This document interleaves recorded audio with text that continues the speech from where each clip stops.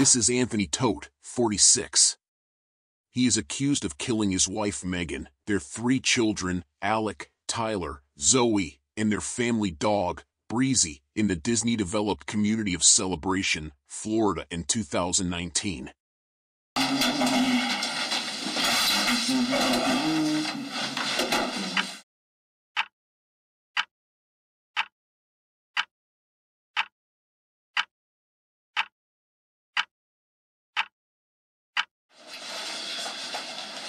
Okay. All right. I know we're speaking about our investigation, case number 29-004-299.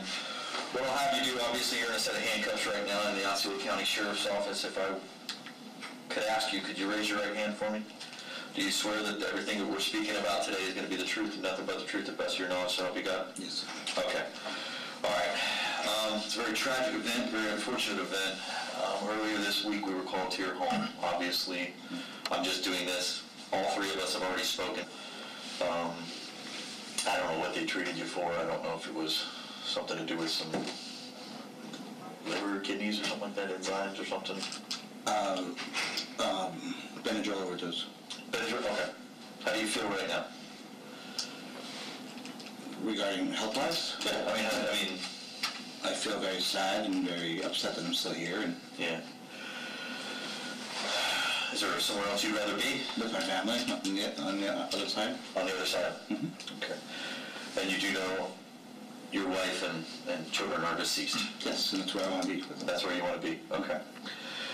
All right. Well, some progress has been made since we last spoke. Okay. I had the unfortunate event of attending their autopsies yesterday. Okay. And we'll get to the kind of the details on that. There are some questions that I have based upon what I've witnessed yesterday and then what we've last spoken about. So just to clear my mind and go through everything, I'd like you to just start from the beginning, if we can.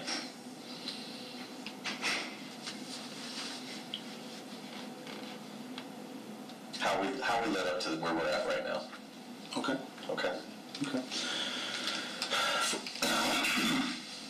For a while, my wife had started. She began watching these videos, talking about the afterlife, talking about salvation, talking about how families go. Slow down a little bit right now. I'm just having a hard time keeping up with you too. I'm sorry. That's okay. Let's speak up. And in watching these videos and watching everything going on, she presented them to me, and I started watching them with kind of a uneasy, whatever. And the more and more we watched, the more and more I gained an understanding that there is more than this life here, mm-hmm. a higher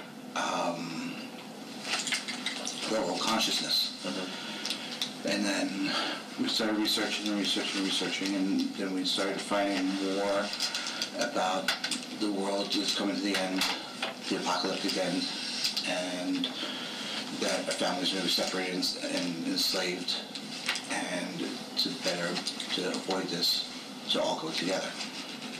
Okay? You mean die together? Die together, that's correct. Okay. Okay?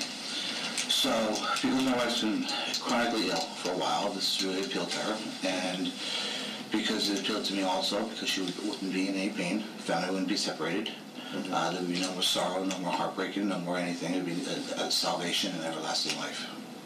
Okay? Mm-hmm. So we kept doing our research,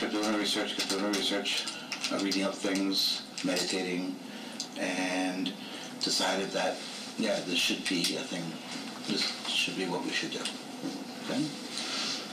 We had sat down and talked with the boys and Zoe just on different things about, death and the way what would happen if mommy died, how would you feel, what happened if daddy died, what would you feel? And because the responses was that we don't want you to die, we want to die with you. Okay? So when did you guys start talking to the children about this? What month were we? We're in January now. No, it was before Thanksgiving. Okay. And your wife first showed you these videos when? She started watching them, or she first started showing them to me in April. April. Okay. And what was she using to watch these? Her Microsoft Surface laptop. And that's the one in the blue case? Yes. Okay. It's a flip, yes. All right. Okay, go on. So you talked to the children? We talked to the children, just to get a general understanding what they want to do and they didn't want to live without us. Okay?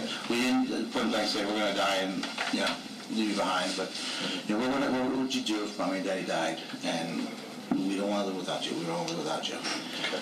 In conversation with my wife, we didn't want to live without them either. We wanted to bring a whole family together and make it transverse together. Okay? So we were coming up with different things of how we could do this. We didn't know how we could do this because we're not violent people. Okay? Not violent people at all. First we said, what if we, we started reading different things. There's something came on TV about cough medicine. Okay? So could they have some cough medicine that would put them to sleep, like overdose of cough medicine, just put them to sleep. And nice peaceful death. Mm-hmm. Okay? So my wife made a pudding pie, jello pie, froze it, nothing happened. What was in the pie? What was in the pie? Sleep, ease, these different things with drama, the stuff that puts you to sleep. You said you have a medical background, is that correct? I have a medical but not a chemical background. Not a chemical, okay. Yeah, I'm a physical therapist. Okay, so you don't have all the terminology and all that? No. Is your wife? She's a physical therapist, no. Okay. Anthony was a physical therapist who had recently been served a federal warrant for healthcare fraud charges stemming from his physical therapy business. We look it up and... Where did you guys look this? I was just fixing to ask, where did you guys do the research at? We went up and down the aisles of the Publix and asked the drug guy, I can't think of pharmacist, thank you. What's something good that put you to sleep? You have trouble falling asleep. When did you guys start doing this research? That started research before Halloween. But I just intermittently trying to figure out when was going on, Mm-hmm. Okay. When we found out that the best drug to use was a drama. It's the stuff in Benadryl. It's the safest way to put away. That's the safest way to put in. So it didn't work. So we kept thinking, talking, and just researching different things. And finally, we started researching. We said we're just going to have to do some sort of exsanguination. Okay, plead to death. Okay, and that's how they used to do it way in the back, where they used to do sacrificial things. You take a plead to death? Bleed to death. Oh, bleed to death, sorry. Okay.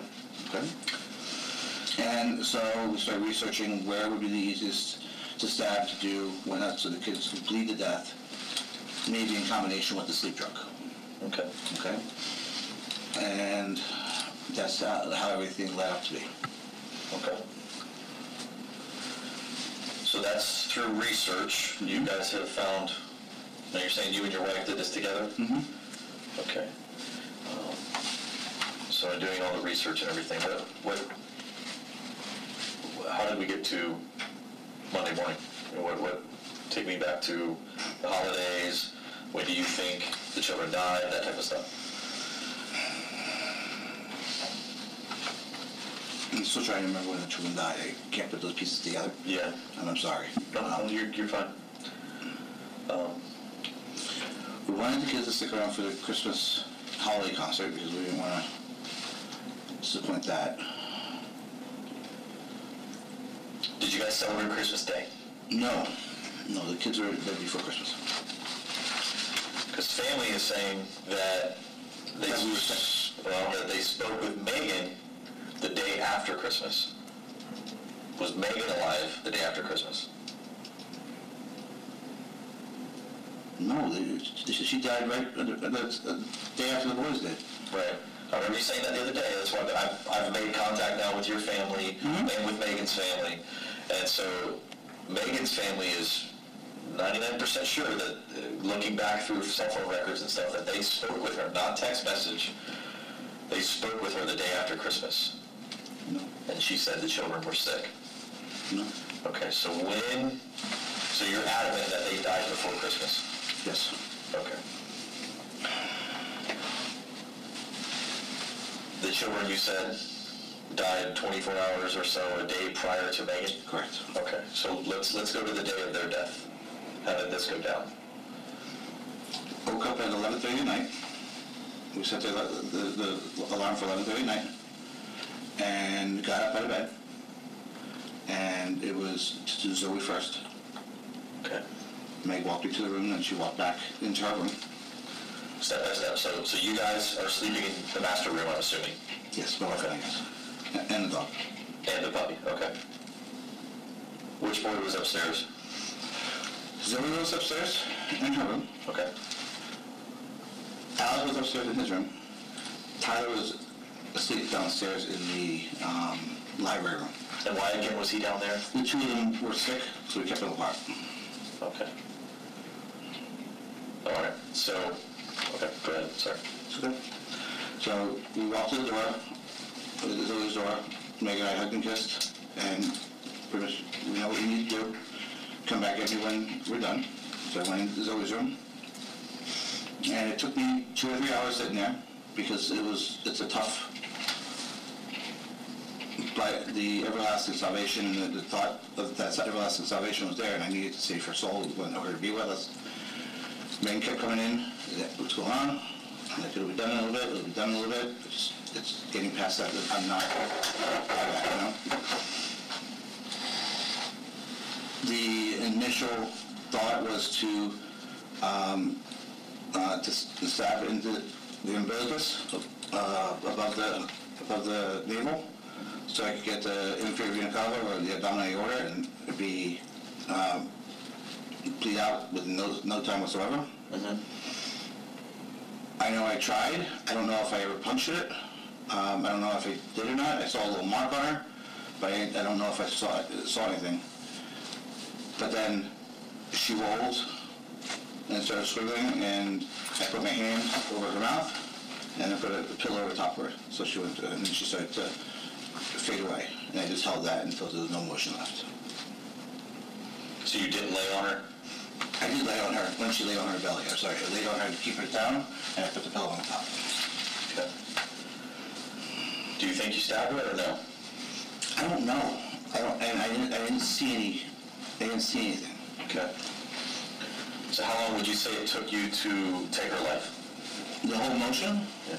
Like from the minute I was sitting in there, or from? Well, I'm saying once you initially take action, okay, did you have a knife with you? Yes. Which knife did you have with you? The small knife. Which is what color? Green. Okay, that's the green buck knife that you talked about? Green buck knife, yes. Okay, all right. So you had that in her bed. Mm-hmm.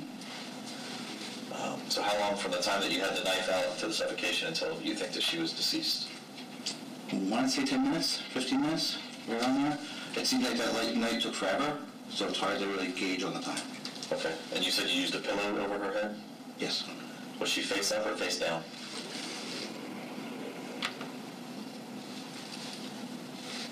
She kept moving.